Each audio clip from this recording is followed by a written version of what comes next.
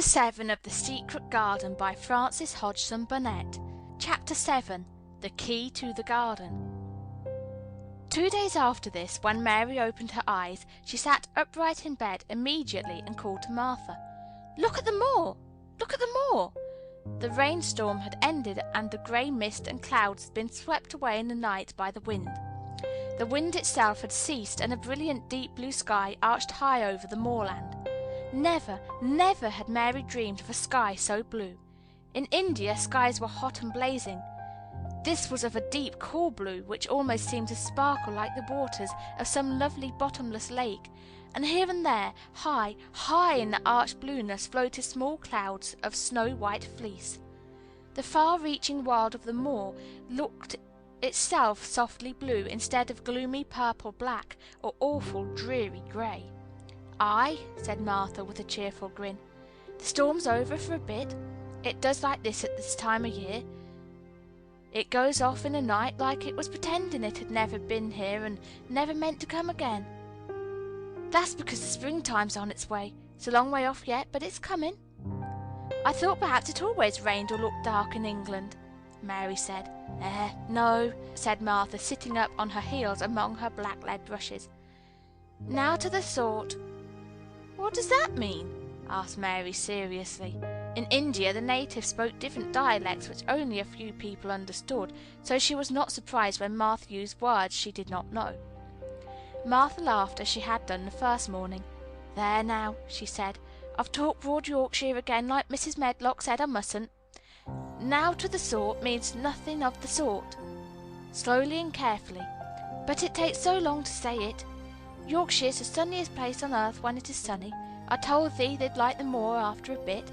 Just you wait till you see the gold-coloured gorse blossoms, and the blossoms of the broom, and the heather flowering, all purple bells, and hundreds of butterflies fluttering, and bees humming, and skylarks soaring up and singing. You'll want to get out on it at sunrise, and live out on it all day like Dickens does."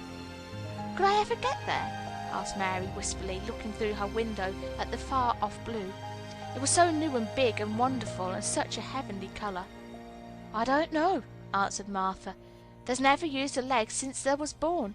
It seems to me there couldn't walk 5 miles. It's 5 miles to our cottage. I should like to see your cottage." Martha stared at her a moment curiously before she took up her polishing brush and began to rub the grate again.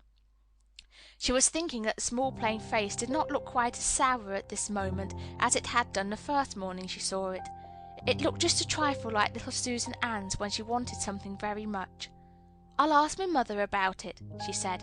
"She's one of them that nearly always sees a way to do things. It's my day out today, and I'm going home.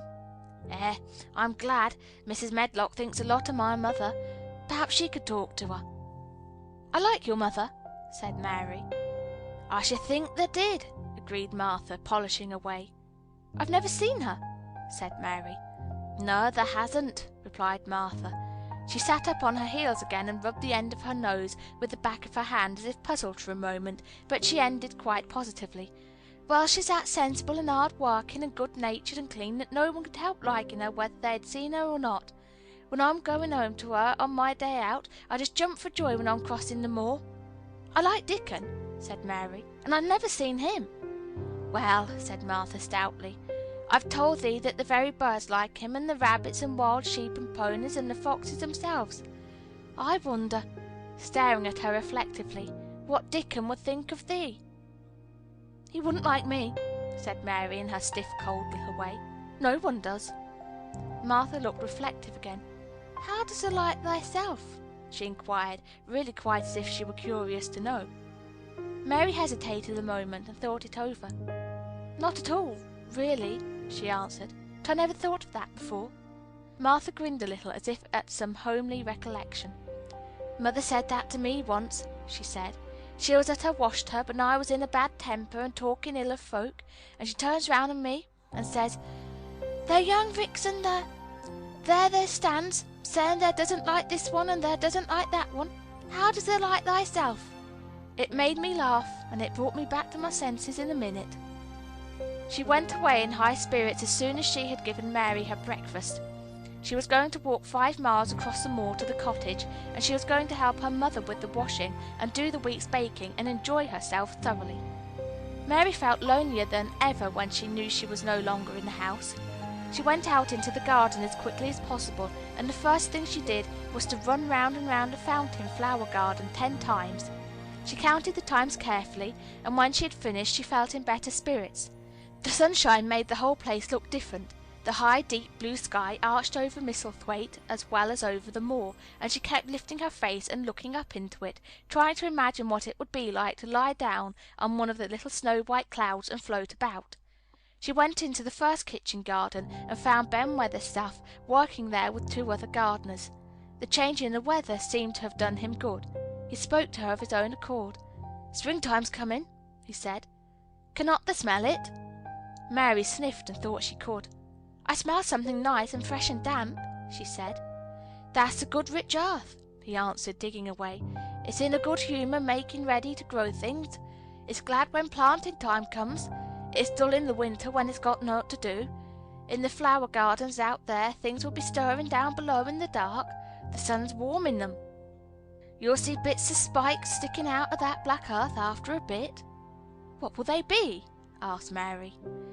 "Crocuses and snowdrops and daffodillies. Has thou never seen them?" "No, everything is hot and wet and green after the rains in India," said Mary, "and I think things grow up in a night." "These won't grow up in a night," said Weatherstaff. "They'll have to wait for 'em. They'll poke up a bit higher here and push out a spike more there, and uncurl a leaf this day and another that. You watch 'em." "I'm going to," answered Mary. Very soon she heard the soft rustling flight of wings again, and she knew at once that the robin had come again. He was very pert and lively, and hopped about so close to her feet, and put this head on one side and looked at her so slyly that she asked Ben Weatherstaff a question. "Do you think he remembers me?" she said. "Remembers thee?" said Weatherstaff indignantly. "He knows every cabbage stump in the gardens, let alone the people. He's never seen a little wench here before, and he's bent on finding out all about thee. There's no need to try to hide anything from him." "Are things stirring down below in the dark in that garden where he lives?" Mary inquired. "What garden?" grunted Weatherstaff, becoming surly again. "The one where the old rose trees are," she could not help asking because she wanted so much to know. "Are all the flowers dead, or do some of them come again in the summer? Are there ever any roses?" "Ask him," said Ben Weatherstaff, hunching his shoulders toward the robin. "He's the only one as knows. No one else has seen inside it for 10 years. 10 years was a long time, Mary thought. She had been born 10 years ago. She walked away, slowly thinking. She had begun to like the garden just as she had begun to like the robin and Dickon and Martha's mother. She was beginning to like Martha, too. There seemed a good many people to like, when you were not so used to liking. She thought of the robin as one of the people. She went to her walk outside the long ivy-covered wall, over which she could see the tree-tops. And the second time she walked up and down, the most interesting and exciting thing happened to her, and it was all through Ben Weatherstaff's robin. She heard a chirp and a twitter, and when she looked at the bare flower-bed at her left side, there he was hopping about and pretending to peck things out of the earth to persuade her that he had not followed her. But she knew he had followed her, and the surprise so filled her with delight that she almost trembled a little. "You do remember me," she cried out. "You do. You are prettier than anything else in the world." She chirped and talked and coaxed, and he hopped and flirted his tail and twittered. It was as if he were talking. His red waistcoat was like satin, and he puffed his tiny breast out, and was so fine and so grand and so pretty that it wasn't really as if he was showing her how important and like a human person a robin could be. Mistress Mary forgot that she had ever been contrary in her life when he allowed her to draw closer and closer to him, and bend down and talk and try to make something like robin sounds. Oh, to think that he should actually let her come as near to him as that! He knew nothing in the world would make her put out her hand toward him, or startle him in the least tiniest way. He knew it because he was a real person, only nicer than any other person in the world. She was so happy that she scarcely dared to breathe. The flower-bed was not quite bare. It was bare of flowers because the perennial plants had been cut down for the winter rest. But there were tall shrubs and low ones which grew together at the back of the bed, and as the robin hopped about under them, she saw him hop over a small pile of freshly turned up earth. He stopped on it to look for a worm. The earth had been turned up because a dog had been trying to dig up a mole, and he had scratched quite a deep hole.